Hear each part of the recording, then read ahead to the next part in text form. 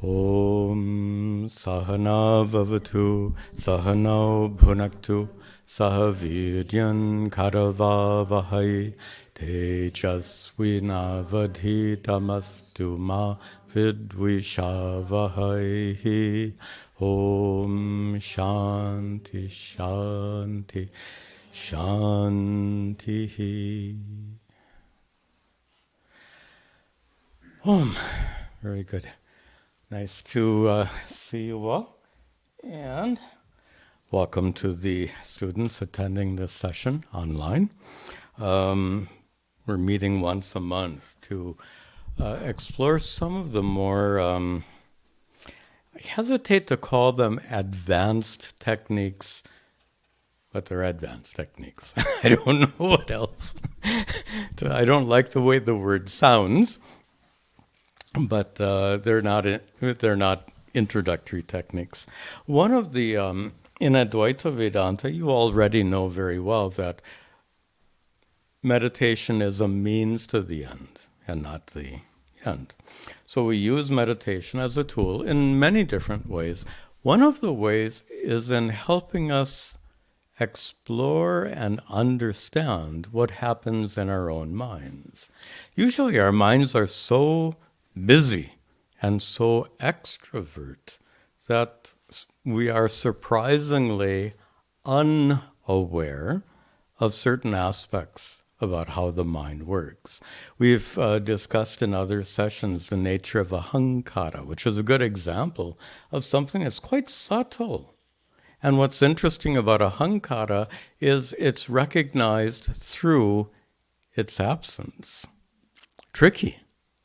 When something is known not by its presence, but by its absence. Like in deep sleep. Right now, you feel like you're a conscious being.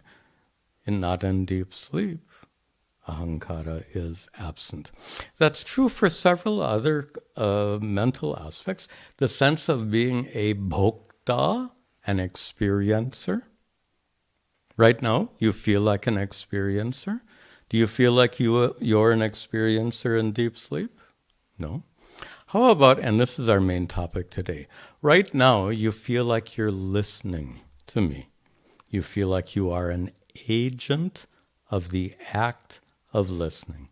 In Sanskrit, the word for agent is karta. We use that quite often. So you feel right now like you are the Karta. But it's hard to discern. There's a lot of things going on in your mind right now. So how to discern which of all this mental stuff is the thing called Karta? Once again, it's so much easier to recognize that Karta in its absence, like in deep sleep. So this is what we're going to be exploring in our class today. The use of meditation to better understand what is that karta, and perhaps in meditation to allow that karta to disappear, to resolve. So this is our topic, and a good place to begin, as I said, in the experience of deep sleep. The karta is absent. It's interesting. Have you ever noticed while you fall asleep, the moment before you drift off. Now, you may or may not be aware of that, but if you are alert as much as you can be as you're falling asleep, and what's happening at that moment of sleep, I bet most of you have felt a moment of letting go somehow, a moment when you just let go. I believe that moment of letting go is actually the moment when that sense of being an agent of action disappears at that moment. It's a little bit subtle and complex. Let me explain why. You've had perhaps the opposite experience when you can't fall asleep and you're trying to fall asleep. Trying to fall asleep is itself the problem, right? So when you're trying to fall asleep, you're actually being the agent doing something. What is it that you're doing? You're trying to fall asleep. Generally, anything you do for the sake of falling asleep doesn't work. You know, in Western culture, they talk about counting, what are they? Sheep, counting sheep, jumping over that fence. If you think about it, as long as you're counting the sheep, you won't sleep.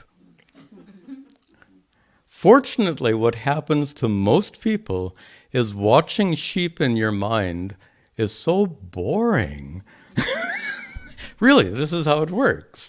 So you watch sheep for a while, and then it gets so boring, you stop watching the sheep, and then you fall asleep. You don't fall asleep while you're counting, because the act of counting depends on the presence of a mental activity that we call Karta, agent of action. And as long as that agent of action is present, you won't sleep. So sleep involves the resolution, the dissolution of that Karta, that agent of action. Now, we're going to explore, in fact, today we'll try something different. It's nice to have these monthly sessions. It gives me a chance to try out some different approaches to explaining these different aspects of meditation. And I'm going to introduce two metaphors I've never used before. So let's see if they work or not. First is a kind of absorption that happens when you're watching television. Now, what kind of absorption is that? First of all, do you feel a sense of relaxation when you get absorbed into a program? You do.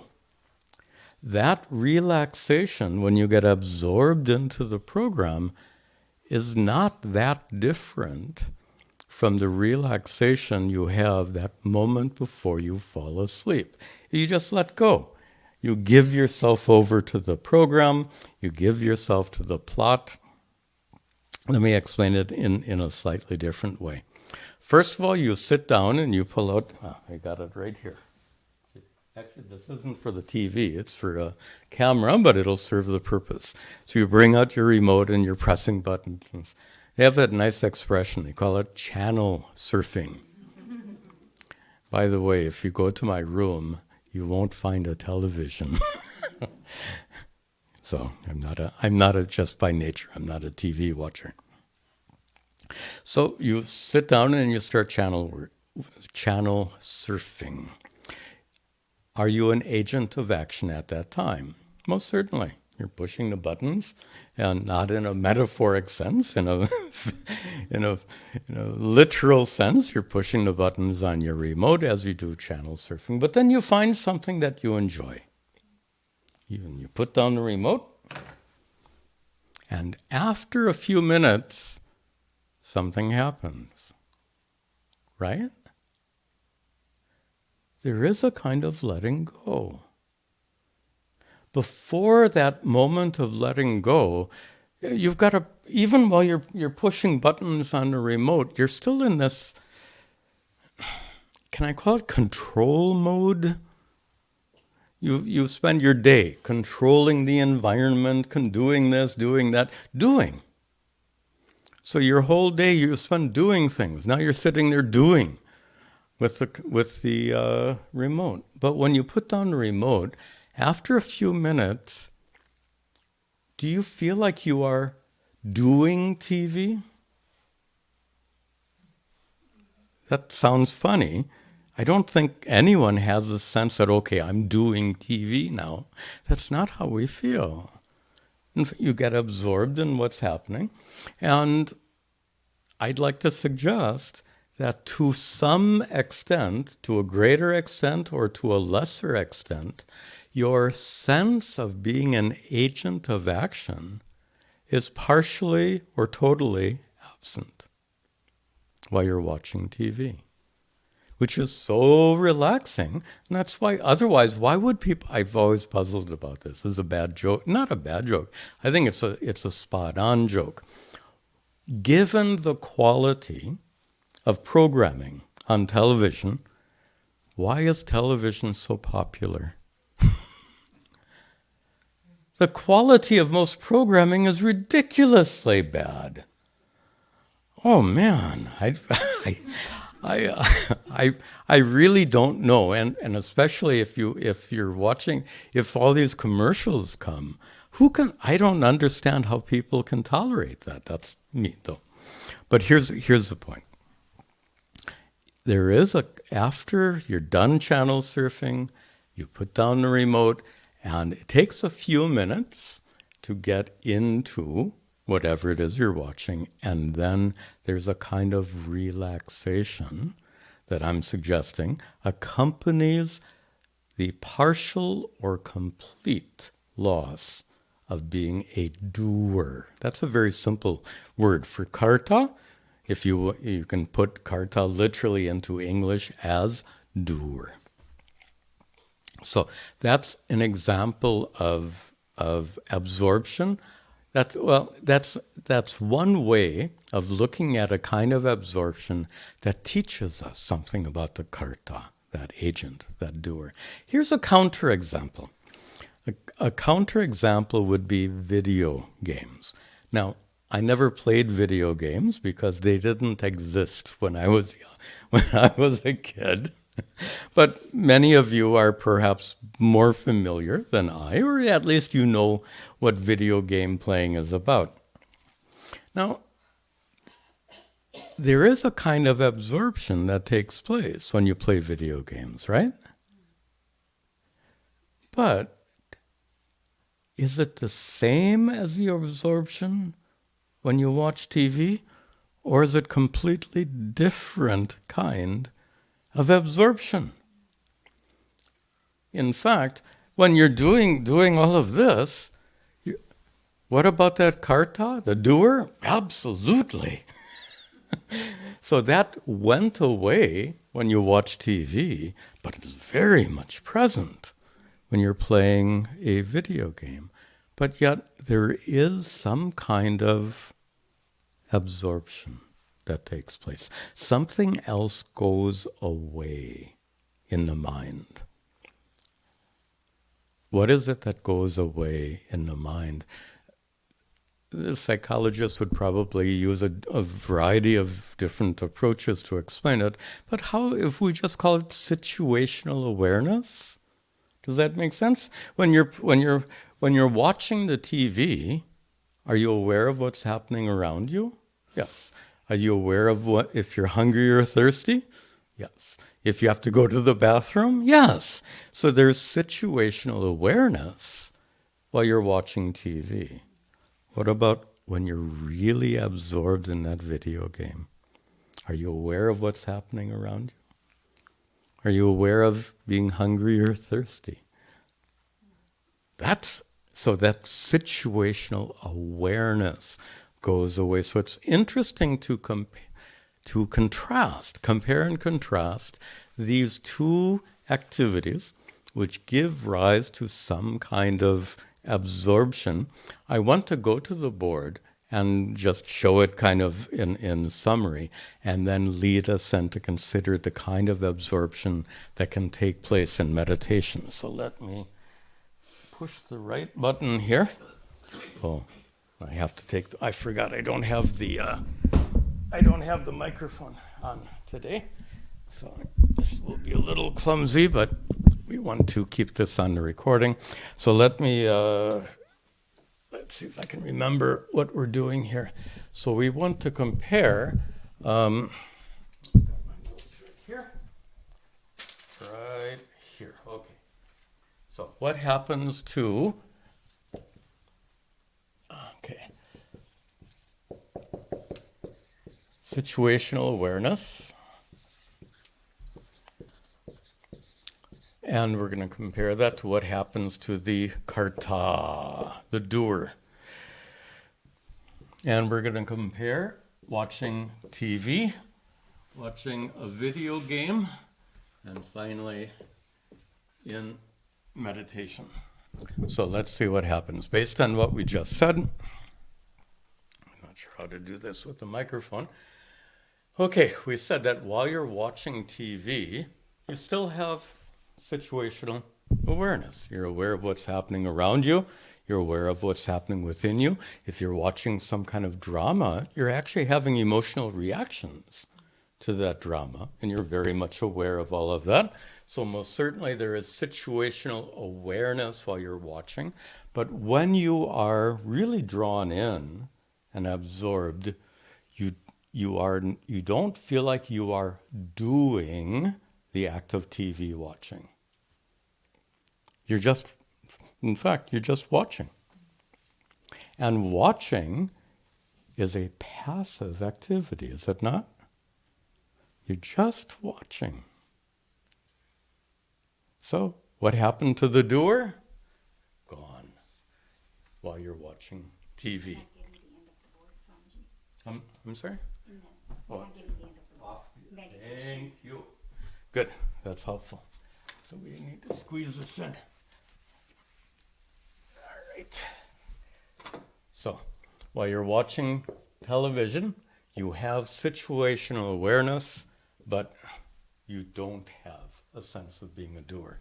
Then, while you're watching a video game, as we said before, when you really are into it, I don't mean you personally, but when a person is really into it, they actually lose situational awareness. You're not aware of what's happening around you. You're not aware of even what's happening inside you. So we say that something is gone. That is, by the way, that's a kind of absorption. Generally, we use this fancy word samadhi for absorption. But samadhi is not one thing. Patanjali identifies 7 different kinds of samadhi, and I think based on using some modern psychology, we could find many more. If we define samadhi as a state of absorption, there are many, many different kinds, many, many different states of absorption. And for a meditator, I think it's helpful to discern the difference among these different kinds of absorption. So, when you're playing a video game, you lose situational awareness, but the karta, the doer, you're very much the engaged in the video game, and very much the doer is present. Now, to introduce meditation, and again, there are many, many different kinds of meditation, but what we're going to do today, the meditation, will result in a little bit of, to some degree, of absorption. And with that degree of absorption, there will not be situational awareness. In other words, you won't be aware that you're sitting in a room full of meditators. You won't be aware of me because in portions of the meditation, I will be silent. So in those moments when I'm silent and you're just sitting and you get a little bit absorbed, you will lose in those moments situational awareness. And I'm going to explain now how, in a certain kind of meditation technique, the feeling of being the doer of meditation, I am meditating. I am meditating is the sense of being karta, doer. And if you do, in quotation marks, if you do this meditation properly, that sense of being a doer can resolve. Let me explain that. Okay. Next time I'll keep the... I like this microphone for meditation because I can adjust the volume, but there are other advantages for that head-worn microphone. Okay. Okay, good enough. Let's come back here. All right.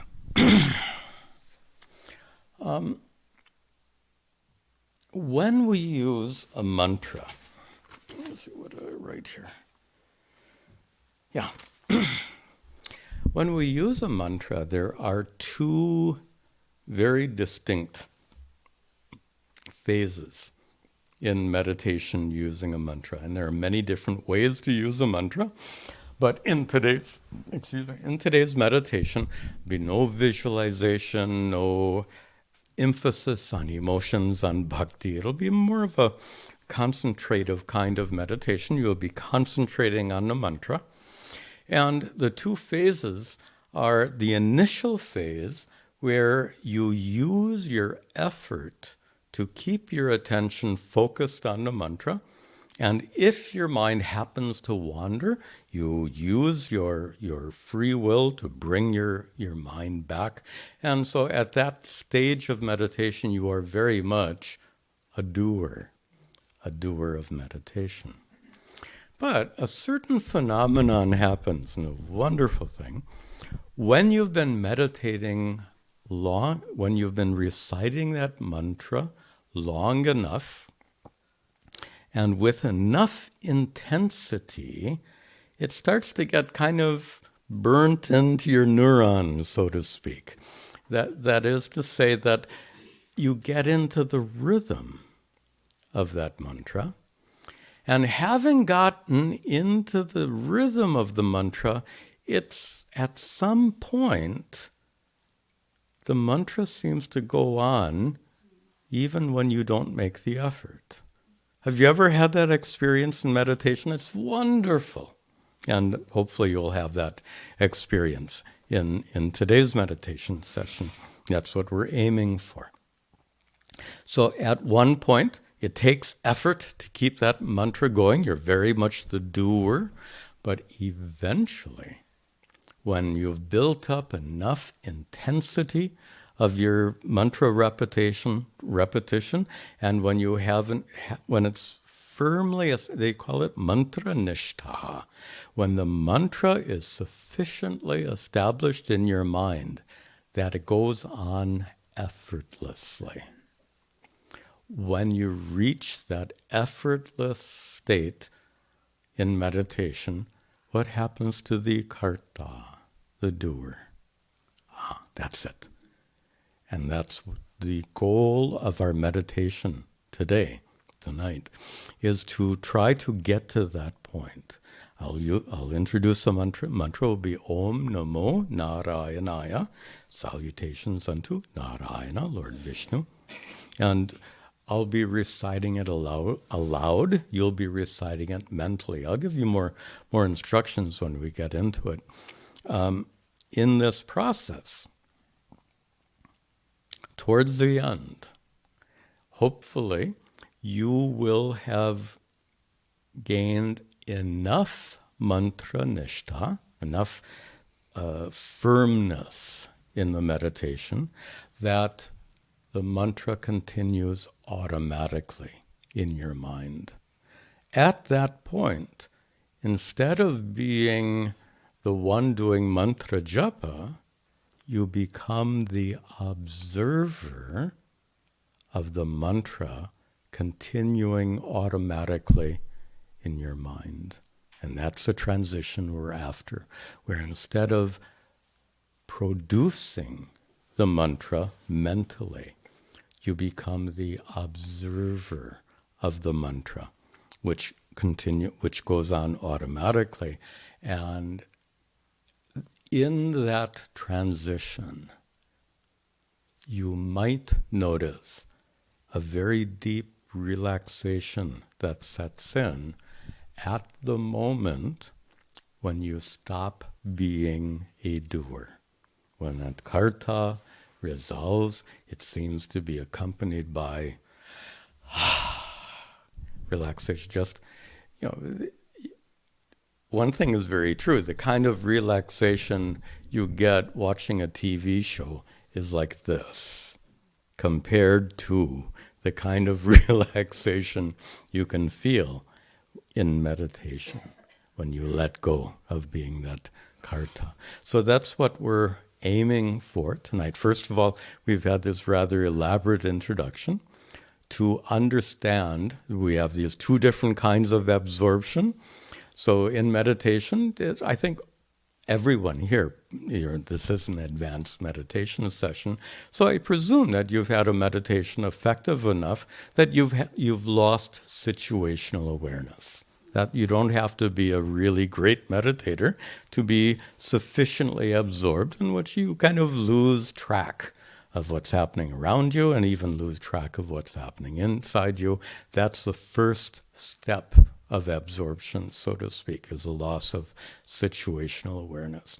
But then, hopefully, in tonight's meditation, we can take that one step further to arrive at that point where you give up the karta.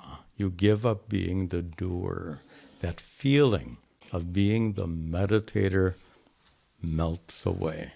And if we can, first of all, in meditation, it's a very powerful experience to reach that point. But I think from a Vedantic standpoint, it's more important to understand better what is that karta. Because that, and this is not the time for a big, long Vedantic discussion, we are so, that karta is the focus of so much identification.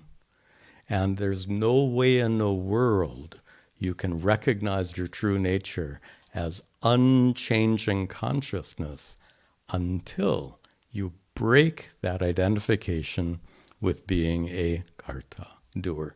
So to break the identification is absolutely crucial in Advaita Vedanta.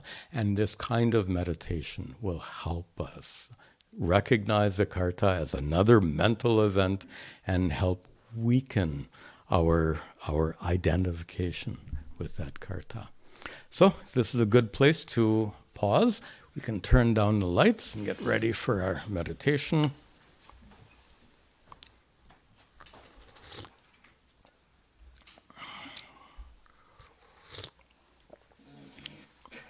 I think somebody needs to turn this switch off, I think.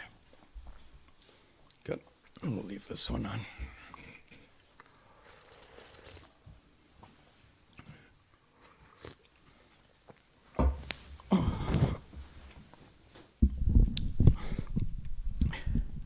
Okay, let's begin. Close your eyes, please. Take a deep breath. Take a few moments to get settled down.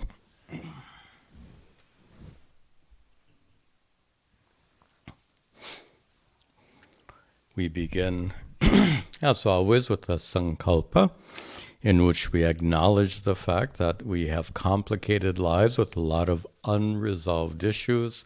We don't want to be distracted by any of that during this meditation session. So right now, we acknowledge the unresolved issues in our lives, and we give ourselves permission to set all that aside just for the next half hour. For the next half hour, we can dedicate ourselves exclusively to this meditation. Then, a brief exercise to relax the body and concentrate the attention. Start by turning your attention to your feet. Become aware of the sense of pressure as your feet press down upon the floor. Feel the firmness of the floor beneath you.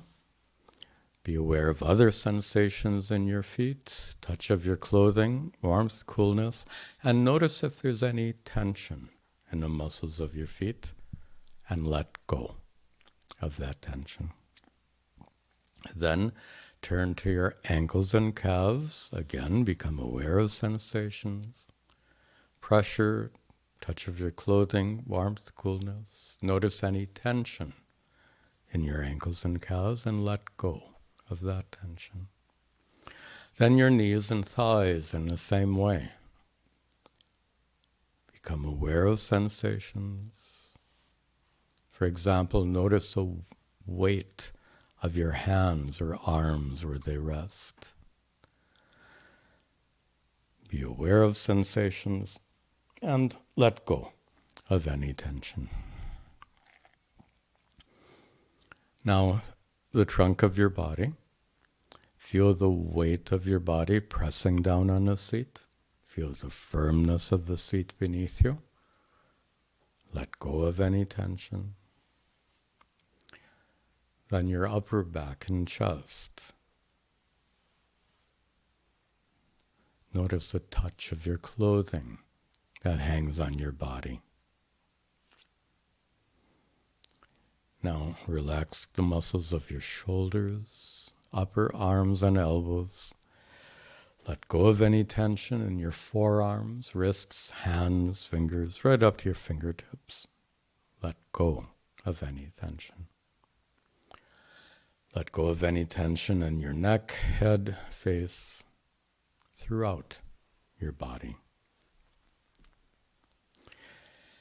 In today's session, to prepare us before we take up the mantra, it's helpful to do some further preparation. Today, for preparation, we'll use the technique of prana vikshana, observation of the breath, for a few minutes. I'll just guide you through the process. It'll help prepare us for the technique to follow. Start by turning your attention specifically to your breath, tracing the passage of air with your mind as it enters your nostrils, travels down your windpipe and fills your lungs. Trace the passage of air. And as you exhale, as the air leaves your lungs, travels up your windpipe, leaves through your nostrils, returning to the room, again, trace the passage of air.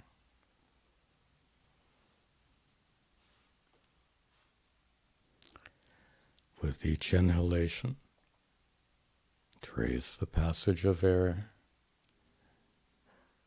entering your nostrils, filling your lungs. With each exhalation, again, trace the passage of air.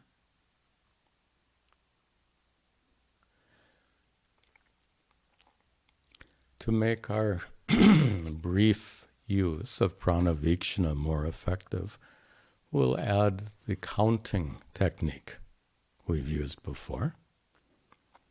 So, as you inhale, count mentally 1, 2, 3, as you trace the passage of air in through your nostrils, down the windpipe, filling your lungs.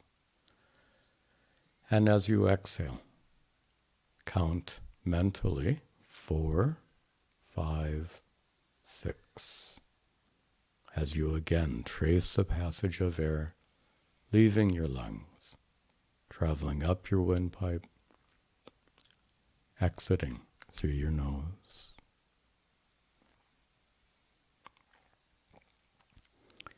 Inhaling 1, 2, 3,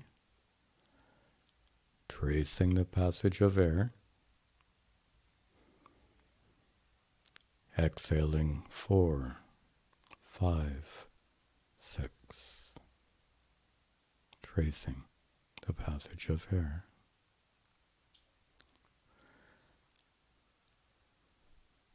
Continue in silence for just 2 minutes before we continue to the next part of this meditation.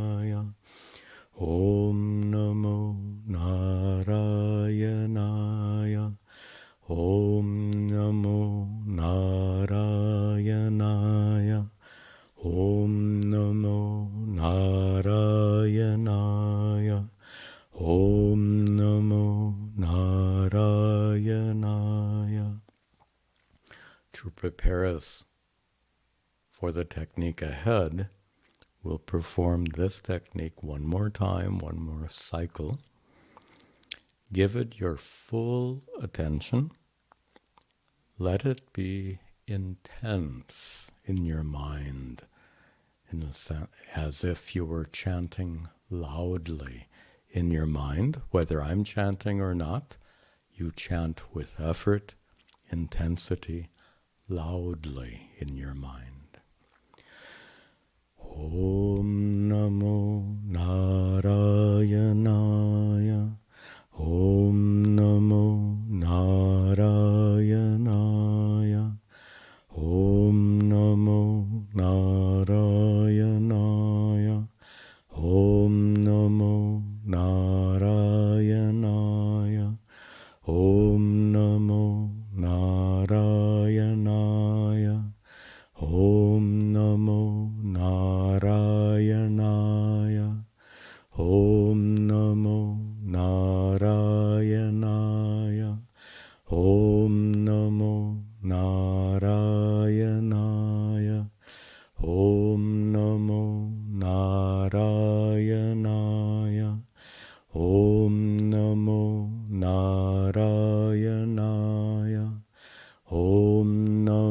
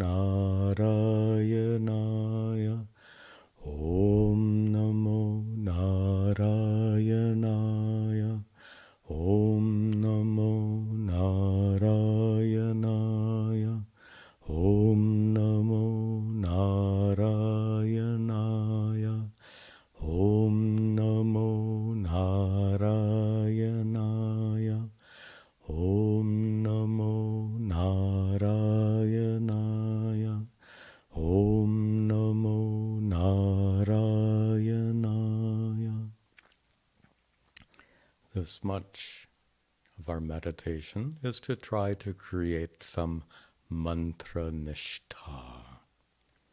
Now, as we continue, when I instruct you by telling you to stop, when I say stop, you stop chanting mentally and simply observe the sound as I continue to chant.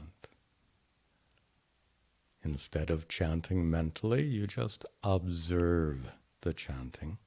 And then when I tell you to resume chanting mentally, when I tell you to start, then you do so. So when I tell you to stop, you simply observe. When I tell you to start or resume, you continue chanting mentally. Om Namo Narayanaya. Om Namo Narayanaya. Om Namo Narayanaya. Om Namo Narayanaya. Om Namo Narayanaya. Om Namo Narayanaya. Om Namo Narayanaya. Om Namo Narayanaya. Om Namo Narayanaya. Now stop and just observe. Om Namo Narayanaya. Om Namo Narayanaya. Om Namo Narayanaya. Om Namo Narayanaya. Om Namo Narayanaya. Om Namo Narayanaya. Om Namo Narayanaya. Om Namo Narayanaya. Now resume chanting mentally and see if you can tell the difference in how it feels. Om Namo Narayanaya. Om Namo Narayanaya. Om Namo Narayanaya. Om Namo Narayanaya. Om Namo Narayanaya. Om Namo Narayanaya. Om Namo Narayanaya. Om Namo Narayanaya. Again, stop and just observe. Om Namo Narayanaya. Om Namo Narayanaya. Om Namo Narayanaya. Om Namo Narayanaya. Om Namo Narayanaya. Om Namo Narayanaya. Om Namo Narayanaya. Om Namo Narayanaya. Om Namo Narayanaya. Om Namo Narayanaya. Om Namo Narayanaya. Now resume chanting mentally, making that effort. Om Namo Narayanaya. Om Namo Narayanaya.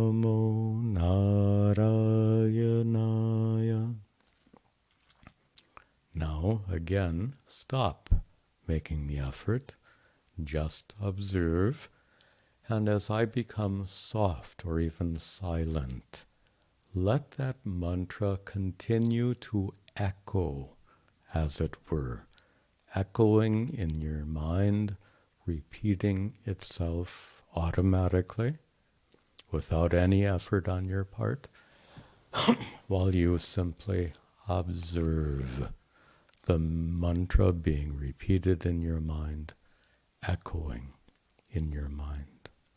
Observe now. Om Namo Narayanaya. Om Namo Narayanaya. Om Namo Narayanaya. Om Namo Narayanaya. Om Namo Narayanaya.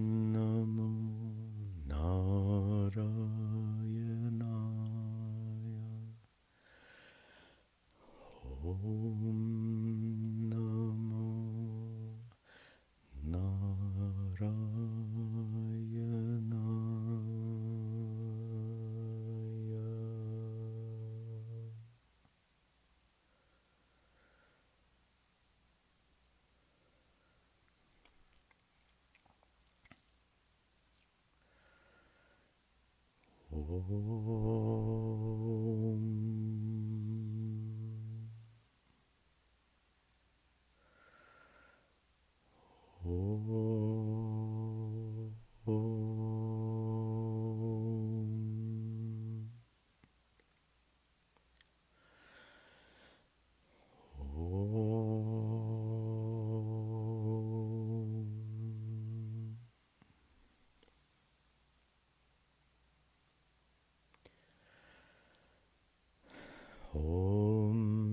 Shanti Shanti Shanti.